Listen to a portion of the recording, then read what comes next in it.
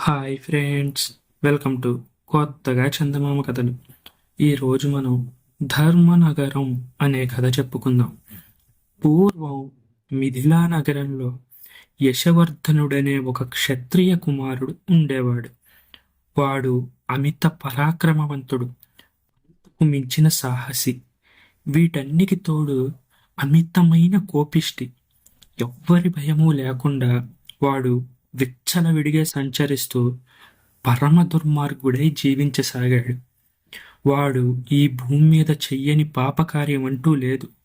ఎవరైనా తనను ఎదిరిస్తే వాళ్లను తన కత్తికి బలిస్తూ ఉండేవాడు.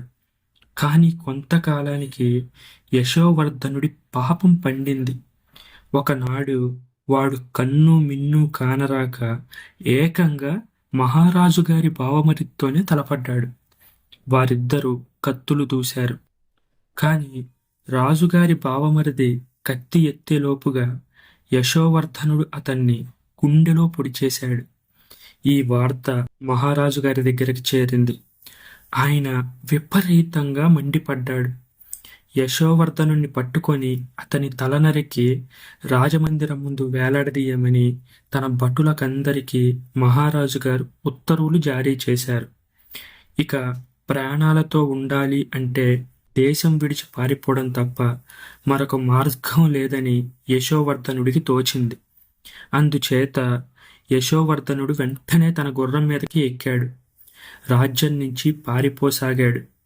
అది శరవేగంతో కోసులు, యోజనాలు, కిలోమీటర్లు, మైళ్ళు దాటి పరిగెత్తి పరిగెత్తి ఇంకా పరిగెత్తలేక ఓపిక అయిపోయి గుండె పగిలి చచ్చిపోయింది.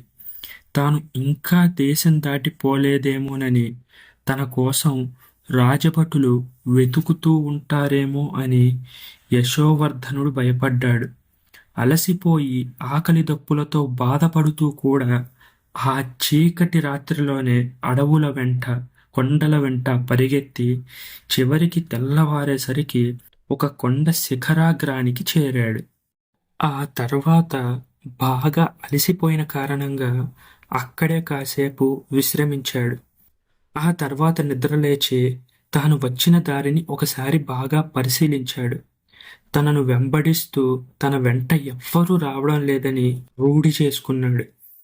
అనంతరం కొండ అవతలి వైపుకు చూశాడు. అక్కడ ఒక లోయలో అమిత అందమైన నగరం ఒకటి మన యశవర్ధనుడి కంటపడింది.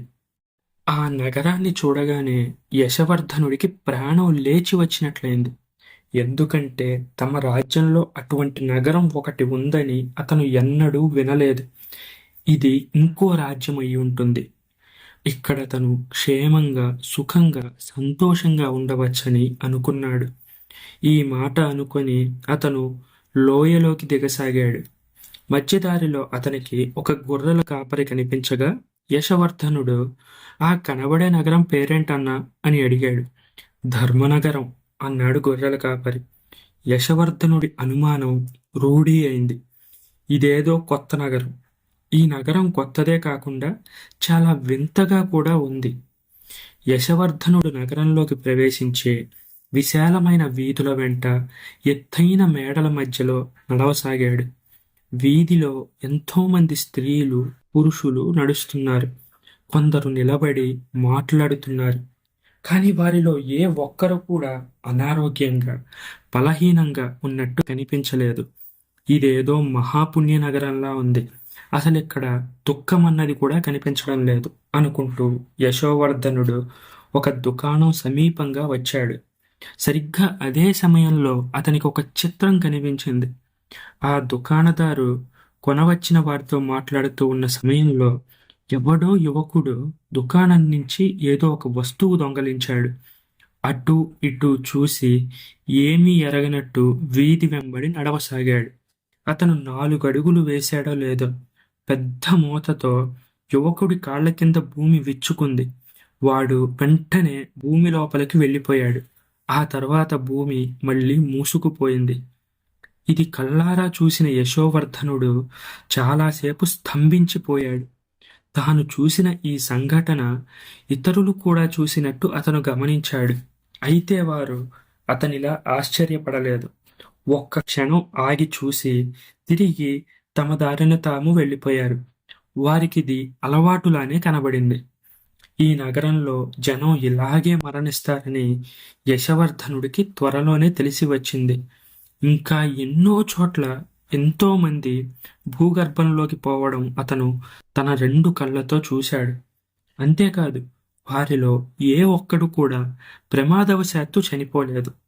సాటి మానవులకు ఏదో ఒక ద్రోహం తలపెట్టిన వారి కాళ్ల కిందనే భూమి విచ్చుకుంది. వాళ్లే ఇలాంటి ఘోర మరణాల పాలయ్యారు. ఒక చోట ఒక మనిషి నడుస్తూ ఉంటే ఇంకొక మనిషి వెనక నుంచి వచ్చి ఆ ముందున్న వాణ్ణి బాకుతో పొడవబోయాడు. అంతలోనే వాడి కాళ్ల కింద భూమి పగిలి వాడు కాస్త భూగర్భంలోకి పోయాడు. ఒక చోట నలుగురు చేరి ఒక స్త్రీని పట్టుకోవడానికి వస్తూ ఉండగా వారి కింద భూమి బద్దలైంది. వెంటనే వారు కూడా భూగర్భంలోకి వెళ్ళిపోయారు.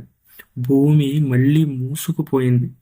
యశవర్ధనుడు తాను చూసిన వింత మరణాలను గురించి ఆలోచిస్తూ ఒక చోట నిలబడి, భూదేవి క్షమించదు అని తెలిసి కూడా ఈ నగరంలో ఉండే ప్రజలు ఎందుకిలా పాపాలు చేస్తున్నారు?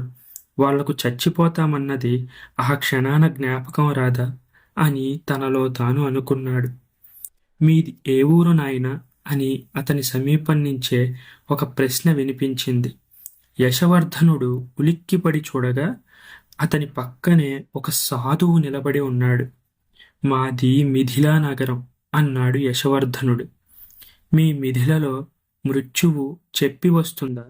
అక్కడి ప్రజలు ఆకస్మికంగా చావరా? అంత మాత్రాన వారు పశ్చాత్తాపడి పాపాలు చేయడం మానేస్తున్నారా అని సాధువు అడిగాడు. యశవర్ధనుడికి ఒక్కసారిగా కళ్ళు తెరుచుకున్నట్లు అనిపించింది. తాను చేసిన పాపకార్యాలన్నీ ఒకసారి అతని కళ్ళ ముందు మెదిలాయి.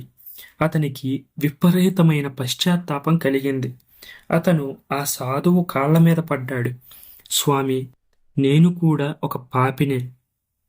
చావు తప్పించుకోవడానికి ఈ నగరానికి వచ్చాను. కానీ ఇక్కడికి వచ్చాకే నాకు అర్థమైంది, మనం తప్పించుకోవాల్సింది చావు నుంచి కాదని పాపం నుంచి అని తెలుసుకున్నాను. దయచేసి నాకు పుణ్య మార్గాన్ని ఉపదేశించండి అని ప్రార్థించాడు. సాధువు యశవర్ధనుడికి పుణ్య మార్గాన్ని, ధర్మాన్ని, నీతిని ఉపదేశించాడు. ఆ తర్వాత నుంచి యశవర్ధనుడు ఏనాడు నీతి తప్పకుండా, పక్కవారిని ఇబ్బంది పెట్టకుండా శేషకాలం జీవించాడు. ఈ కథ మీకు నచ్చినట్లయితే దీన్ని లైక్ చేయండి, మీ ఫ్రెండ్స్ అందరికీ షేర్ చేయండి. అలాగే మన ఛానల్ని సబ్స్క్రైబ్ చేసుకోవడం మాత్రం అస్సలు మర్చిపోకండి. Thank you friends.